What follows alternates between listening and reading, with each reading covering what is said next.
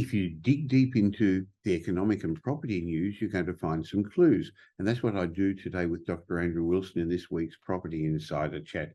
We're going to talk about what's ahead for our economy and our property markets. If you want to keep up to date with what's happening, please subscribe to this YouTube channel and click the little bell icon so we can update you each time a new show comes out.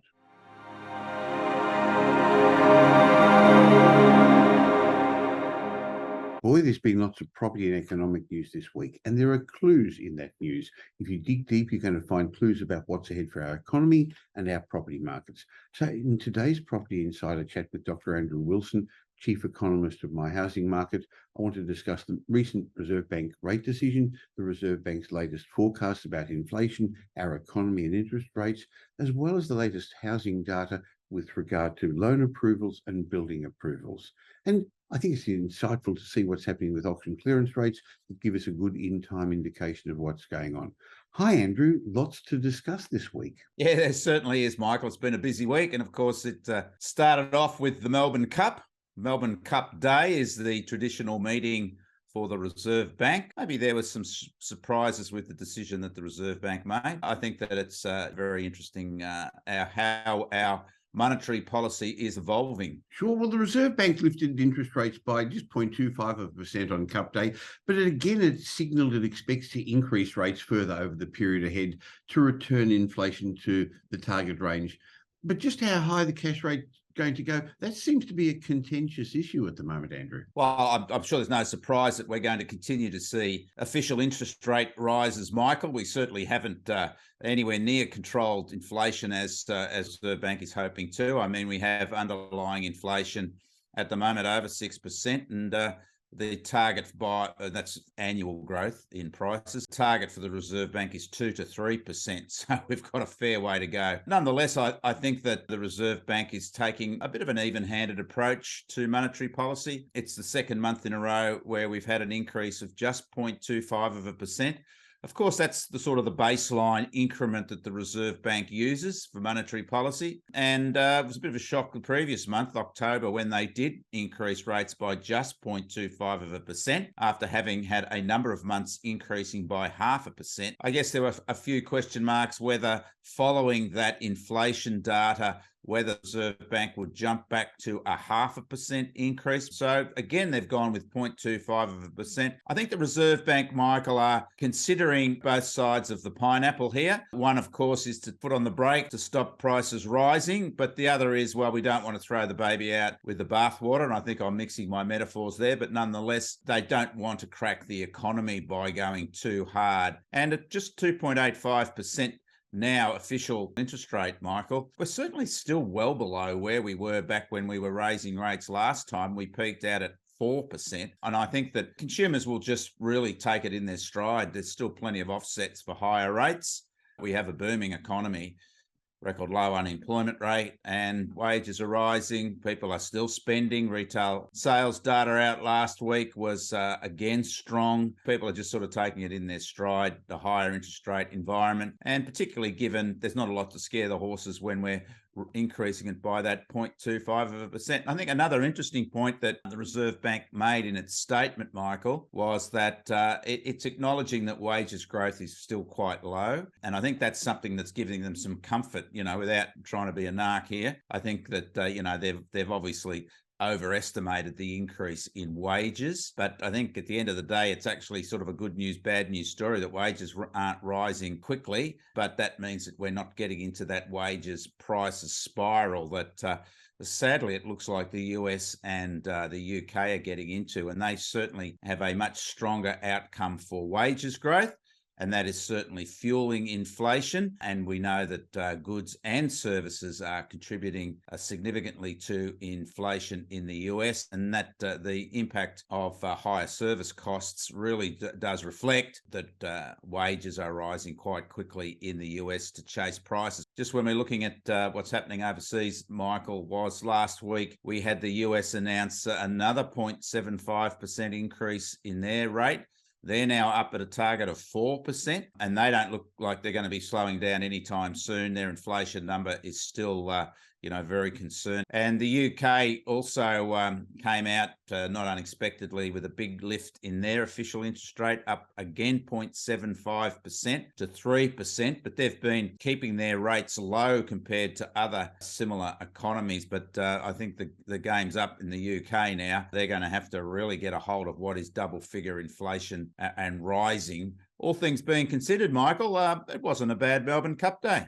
No, it wasn't. Now, in the United States, a lot more homeowners have got 25 and 30-year fixed rate mortgages.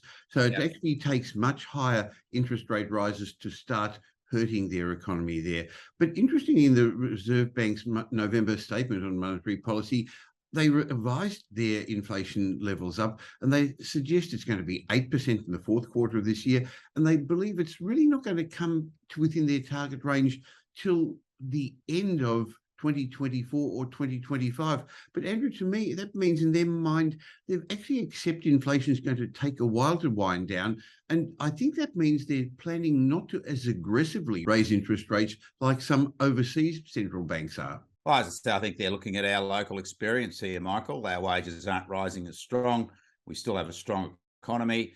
We've got record terms of trade, so our trade sector is doing very well. Our export sector is doing very well. So it means we can support our economy with income. Let's just look at what's happening here rather than view what's happening overseas. Now, looking at the other data over the last week or two, Andrew, home loans were down sharply over September. No surprise in a sense, Michael, that home lending continues to fall. We know that high house prices, booming house prices, impacted affordability as they always do. So that sidelined a lot of buyers. A lot of the pent-up demand through COVID was extinguished, and we'd already seen home lending starting to fall.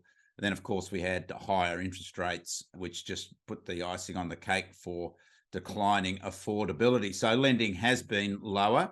It's still at quite reasonable levels, Michael. Well, home lending could probably still decline a bit over coming months as affordability and confidence are going to negatively impact consumers. But having said that, the chart that we're showing at the moment now, your chart shows that overall we're still borrowing more than we did a number of years ago pre-COVID, and there's going to be $28 billion worth of transactions in the next couple of months with people who took loans this month. Yes, Michael, and I think that we are backward looking with this data. It is really about what happened during winter and early spring. And we know that there are other forward indicators that are a lot more positive in regard to buyer activity. But nonetheless, it's a measure that we can see in terms of how the cycle is unfolding. And I also think perhaps banks are becoming a little bit more circumspect about their lending as well, their lending policies.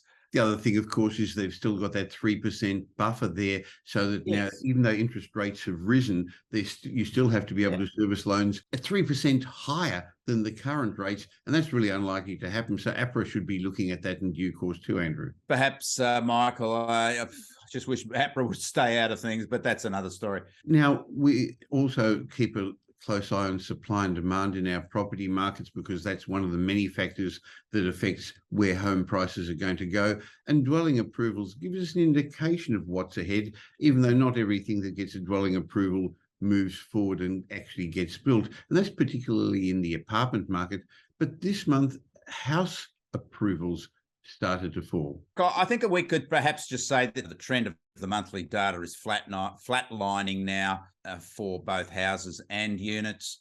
We're tracking at perhaps around 18,000 approvals a month, which is about where the government's aspirational target is heading from the 5 years up until the end of the decade. And of course, we've got to understand that these are just approvals. They're not completions, and we do see fewer completions versus approvals. But even with these numbers, it basically means that we're just treading water in terms of our current supply and demand position. And we know that position is certainly one of undersupply. So with migration, international students, and just local household formation, what we're building now is not enough just to keep up with increased demand. And what we're building now is around about what the government's target aspirational target is. Despite the interest rate rise this week, the capital city auction market still continued to produce solid results over the weekend, Andrew. It seems like buyers are just shrugging off, as you said earlier, on the interest rate rises,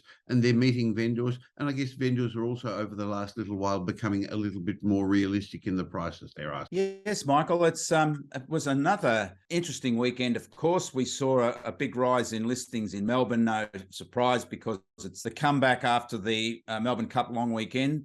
So, a reasonable number of auctions or properties were presented, just under 700. The clearance rate was probably a little bit less than what we've seen in the underlying clearance rates over the last month or so in Melbourne. So probably need to just keep a little bit of an eye on that one, Michael, but it was a comeback from the holiday period. So the next couple of weeks will tell the story whether there's an easing in the Melbourne market, which nonetheless still produced a solid result above 60%. But of course, the high flyer was Sydney. I mean, regardless of the measures you use in terms of clearance rates have clearly risen across the board in all methodologies over the last month particularly. And My Housing Market now has clearance rates just under 70% in Sydney, and we only report actual sales with addresses. We're moving into that sort of heady 70% environment in the Sydney market, Michael. There is other evidence that's correlating that improvement. Some of the recent data models have shown a clear easing of price declines, if that's a double negative, if you know what I mean. Prices aren't falling as sharply as, or nearly as sharply as they were in Sydney on a month-to-month basis. And now that's consistent over a couple of months. And of course, we shouldn't be surprised, because we know auction clearance rates are a weekend signal to what's happening in the broader market. And that sort of confirms that. But yeah, look, a spectacular result in Sydney, 69.8% clearance rate. Whichever measure you use, the trend is clearly upwards. Auction numbers were also quite reasonable, higher again at the weekend. Brisbane a little bit lower at the weekend, but we're getting some issues with data coming through in Brisbane. It's a little volatile, and that's across the board. But we know Brisbane is one of those, I guess you'd call it a bit of a pretend auction market, Michael. Andrew, I'm actually in Queensland at the moment, and that's why it's a different background. And I was speaking to an auctioneer yesterday, and his suggestion is that on the ground at the moment, the Brisbane market is following Melbourne and Sydney down a little bit.